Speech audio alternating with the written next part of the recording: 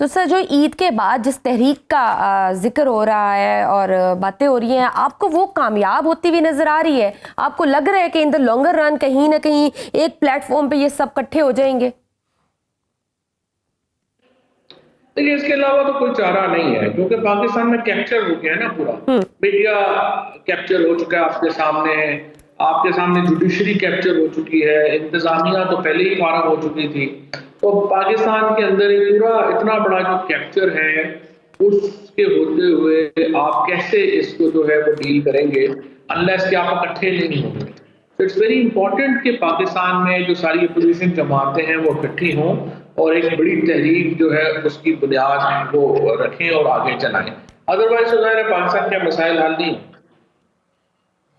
But sir, वो तो फिर रिजर्वेशंस, मौलाना साहब के रिजर्वेशंस ख़त्म किए बगैर तो ये पॉसिबल नहीं हो सकता, अगर इस तरह की कोई चीज़ वो चाहते हैं कि अगर उनको रिजल्ट्स मिले। नहीं, बिल्कुल, मौलाना की रिजर्वेशन खत्म किए बगैर तो कोई तहरीक जो है वो चल भी नहीं सकती, और मौलाना की रिजर्वेशन जो है उनको एड्रेस करना जरूरी है। और अगर आप मौलाना की रिजर्वेशन को एड्रेस नहीं करते तो जाहिर है कि उसके नतीजे में जो पोजीशन अलायंस है वो ख्वाब तो फिर पूरा नहीं होगा। इसी तरह से मौलाना को जो पीटीआई की जायज़ बातें हैं वो सुन के एवेल्युएट करके उनको भी अपना स्टांस जो है वो नरम करना होगा और उसके ऊपर आगे बढ़ना होगा।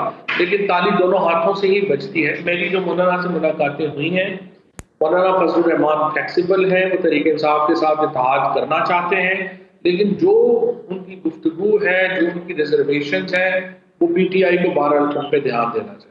और सर, दूसरी बात यह कि उनको अपने अंदरूनी इख्तलाफात भी ख़त्म करने की ज़रूरत है, इन पे भी कंट्रोल करने की ज़रूरत है, क्योंकि अगर मोबिलाइजेशन हो, प्लानिंग हो, डिसिप्लिन हो, ये सब इफ़ेक्ट होगा अगर ये इसी तरह के इस हसास वक्त में अगर इसी तरह के इख्तलाफात हमें नज़र आएंगे तो। वो बात तो आपकी ठीक है, जाहिर है कि इख्तलाफात होना दुरुस्त नहीं है, बट सच्ची बात है उसका तो बहुत इम्पैक्ट नहीं होता। बड़ी पॉलिटिकल पार्टीज के अंदर धड़े हैं, हमको रेजिमेंट तो नहीं चला रहे ना। हर आदमी का एक अपना व्यू है, उसको सामने रख के ही आगे चलना है।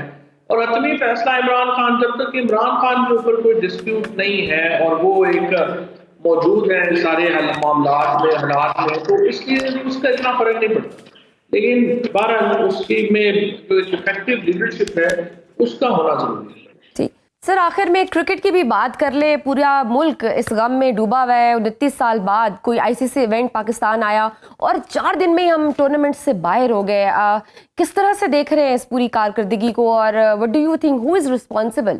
सबसे पहले तो मैं समझता हूँ कि एक तो जो इंटरनेशनल क्रिकेट है वो तरीके इंसाफ के दौर में वापस आई थी। चैंपियंस ट्रॉफी जो है उसका फैसला भी जो है वो पीटीआई का ही दौर में जो है वो हुआ था। और आई मस्ट से कि इसमें हमें एक तो बड़ा शुक्रिया अदा करना चाहिए उस वक्त के जो हमारे यूके के एम्बेसडर थे, क्रिश्चियन टर्नर, जिन्होंने बहुत अहम रोल प्ले किया।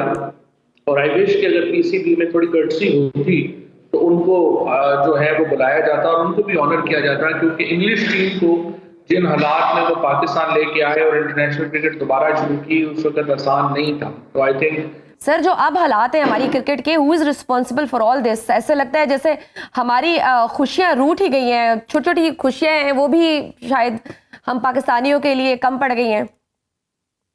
उसमें तो देखिए ना, सीधी बात है, जब आपने एक नवाजने के लिए होते बना दिया है, जो जर्नलिस्ट नहीं होती है, जो करीब हो जाते हैं हुक्मरानों के, चाहे वो मोहसिन नकवी हो या नजम सेठी हो या और अशरफ साहब, कोई भी जो हो, उसको जिस तरीके से किया गया। फिर पहले आपको पता है सैफुर रहमान के भाई जो हैं उनको बना दिया गया। फिर जब मुशर्रफ आए तो उन्होंने साहब को बना दिया। सो टोटली नॉन प्रोफेशनल एक बड़े तवील अरसे से पीसीबी चल रहा है। एक तो इसको प्रोफेशनल्स के हवाले करना चाहिए। Ramiz Raja was probably the only professional, और उससे पहले ये 2 बंदे लगे थे जो थोड़े बहुत जो एक्शनल थे, जो पीटीआई के दौर में लगे। उसके अलावा तो क्रिकेट बोर्ड हमेशा नॉन प्रोफेशनल्स के हाथ में रहा है। और दूसरा देखिए, जब तक आप अपनी स्कूल क्रिकेट और स्कूल स्पोर्ट्स और कॉलेज स्पोर्ट्स बहाल नहीं करते, ये तो अभी जुगाड़ लगाते हैं ना। जब तक ये तो जुगाड़ पे चल रहा है पूरा मुल्क, और स्पोर्ट्स भी जुगाड़ पे चल रही है। बिल्कुल। और चाहिए कि अपनी स्पोर्ट्स बहाल करे स्कूलों में और कॉलेजों में, ताकि आगे सर कौन नहीं चाह रहा होगा पीटीआई में? क्या जो पैगाम रसा है क्या वो पैगाम नहीं पहुंचा रहे, या पीटीआई में कोई और लोग हैं जो ये चाहते नहीं है कि ये जो तहरीक का भी उन्होंने ऐलान किया है ईद के बाद मिलकर अपोजिशन जमातों के साथ, कि वो कामयाब हो? देखिए, मुझे ये तो नहीं पता कि चाह रहे हैं कि नहीं चाह रहे हैं, बट कैपेसिटी का तो सीरियस इशू है। अगर उनकी कैपेसिटी नहीं है कि वो इन चीजों को जोड़ सकें, कर सकें, तो फिर तो नहीं कर पाएंगे ना। अगर वे चाहते हैं कि ना हो करें तो भी उनका पता नहीं है। और मेरे ख्याल में तो इससे काफी जो है एक इमेच्योर किस्म की अप्रोच है। और उसकी वजह से, और जो लोग पीटीआई में निगोशिएट भी करते हैं उनका भी प्रॉब्लम है। फिर दो दो तीन तीन लोग जाके निगोशिएट करते हैं। हमने देखा है वो अपना केपी गवर्नमेंट जो है वो अपना शुरू कर देती है, असद कैसर साहब अपना शुरू कर देते हैं, सलमान राजा वगैरह ये अपना शुरू कर देते हैं। तो इतने अगर मुल्लाओं में तो फिर मुर्गी हराम ही होनी है ना, किस तरीके से चल रहा है। बिल्कुल। आपने भी इमरान खान की रिहाई के लिए रिलीज कमेटी बनाने का ऐलान किया था। किसी किस्म के कोई राब्ते हुए आपके तहरीक इंसाफ के? कौन से रहनुमा इसमें शामिल होने जा रहे हैं? उसमें बहुत सारे लोगों से राब्ता हुआ है। बहुत सारे लोग जो हैं उनको मैंने राब्ता किया है, बहुत सारे लोगों ने मुझे राब्ता किया है। सिर्फ मैं ये चाह रहा था कि पहले इमरान खान साहब से एक दफ़ा ये जो है वो मैं उनके इल्म में ले आऊँ खुद, ये मैं करने जा रहा हूँ। और थोड़ा सी उनकी नोट जो है वो भी उसमें शामिल हो, क्योंकि ये तासुर ना जाए कि उनकी जो इमरान खान की इसमें जो राय है वो शामिल नहीं है, या वो इसके नहीं समझ से। तो अपना जो कॉन्सेप्ट है वो मैं खान साहब को बताना चाह रहा था। आज हमारा था मुकदमा और ख्याल था कि उनसे मुलाकात होगी, लेकिन उनसे मुलाकात नहीं हो सकी और अब ये थोड़ा आगे चला गया है।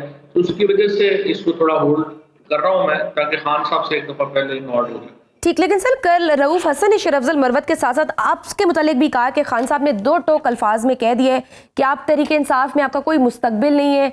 आप तक खान साहब का ये कोई पैगाम पहुंचा है? ऐसी कोई बात है?